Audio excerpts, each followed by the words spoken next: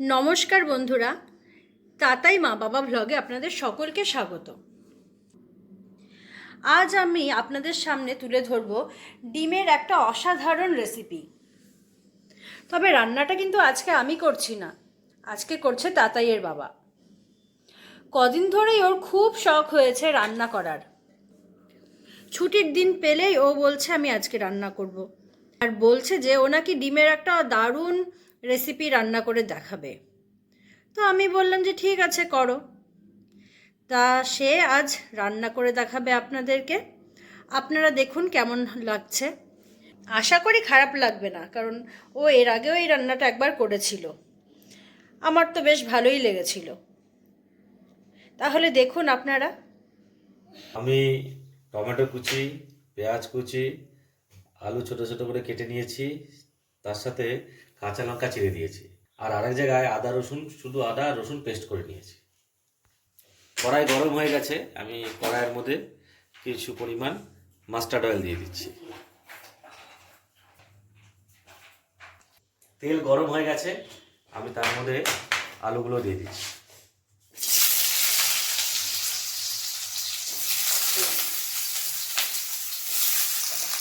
আর তার সাথে দিয়ে দিচ্ছি অল্প হলুদ আর পরিমাণ মতন নুন। আলুটাকে এখন তুমি এক কাজ করো, ঢেকে রেখে দাও। ঠিক আছে, এতে হচ্ছে আর গ্যাসটাকে সিম করে দাও। এতে কি হবে, গ্যাসের আঁচটা কমানো থাকলে আলুটা ভালো মতন সেদ্ধও হবে, তারপর একটু হালকা ভেজে নেবে।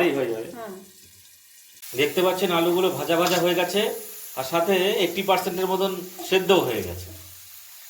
এখন আমি আলুগুলোকে একটি পাত্রে তুলে রাখবো। কড়াইয়ে আটটু তেল দিয়ে দিচ্ছি।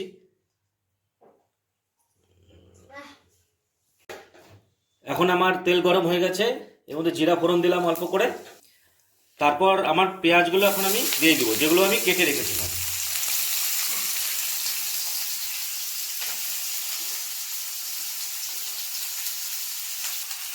লবণ আর অল্প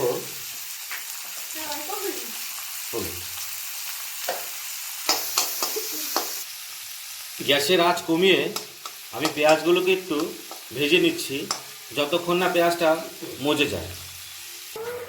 পেঁয়াজগুলো মজে এসেছে, এখন আমি এর মধ্যে আদা রসুনের পেস্টগুলো দিয়ে দিচ্ছি। আমি সামান্য জলও দিয়ে দিলাম, যাতে মশলাটা ভালো মতো ভাজা হয়।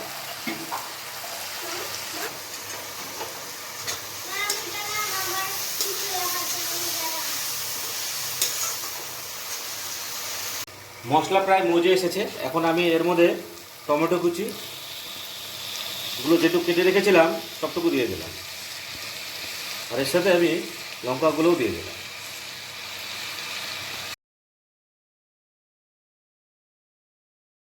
এখন আমি সিম আছে আবার ঢেকে রেখে দিব, যাতে টমেটোগুলো মজে যায়।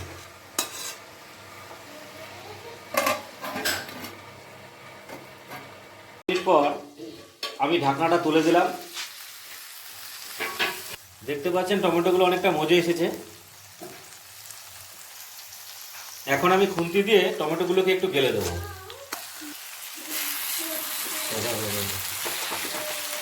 সমস্ত টমেটোগুলো পেঁয়াজের সাথে একদম মিশে গেছে।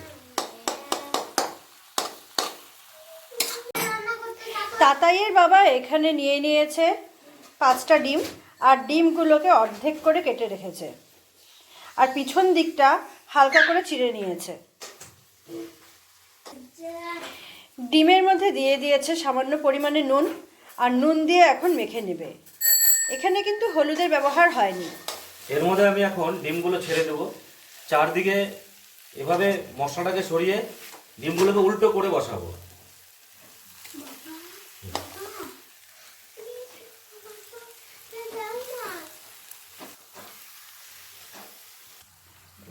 আমি আঁচটাকে একদম কমিয়ে দিয়েছি, আর ডিমগুলোকেও ছেড়ে দিয়েছি। এভাবে কিছুক্ষণ হবে। এভাবে হওয়ার পর ও পাশটা যখন হয়ে যাবে, তারপরে উল্টে দিতে লাগবে ডিমগুলো। আমার ডিমের এক পাশ হয়ে গেছে, আমি এখন ডিমগুলোকে আরেক পাশে উল্টে দিচ্ছি। আপনাদের বলে রাখি, ডিমগুলো দেওয়ার পর কিন্তু কড়াইটা ঢেকে রাখা হয়েছিল।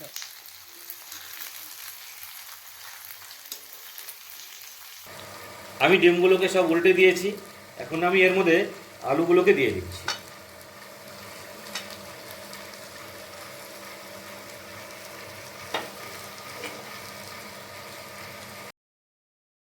বন্ধুরা, আমার আজকের ডিমের এই নতুন রেসিপিটি কেমন লাগলো তা কিন্তু অবশ্যই আমাকে কমেন্ট করে জানাবেন।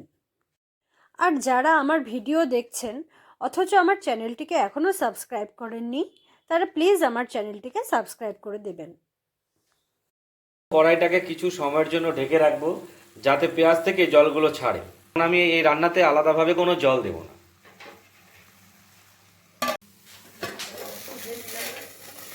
এখন আমি উঠিয়ে নিলাম।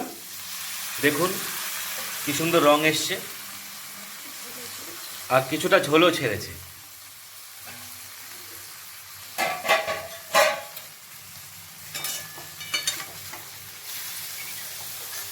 এই অবস্থাতেই আমি নামিয়ে নেব।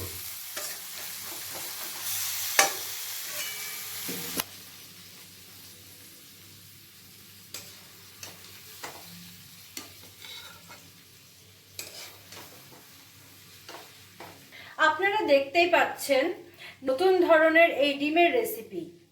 এই ডিম কষাটা কিন্তু সম্পূর্ণভাবে জল ছাড়া করা হয়েছে। আপনারাও যদি এরকমভাবে ডিমের রান্না করতে চান তবে আমার মনে হয় করতে পারেন, কারণ এটা খেতে কিন্তু খুব সুন্দর হয়। আর গন্ধটা কিন্তু অন্যান্য যে ডিমের রেসিপি হয় তার থেকে একটু আলাদাই বের হয়। আর এই ডিমটা আপনারা খেতে পারেন রুটি, নান, পরোটা প্রভৃতির সাথে। তাহলে বন্ধুরা, আমার আজকের রেসিপি আপনাদের কেমন লাগলো সেটা কিন্তু অবশ্যই জানাবেন। আমাদের ডিমের রেসিপিটা একদম রেডি হয়ে গিয়েছে। আপনাদের কেমন লাগলো তা অবশ্যই আমাকে কমেন্ট করে জানাবেন। আমি আমার ভিডিওটি আজকের মতন এখানেই শেষ করছি। ধন্যবাদ।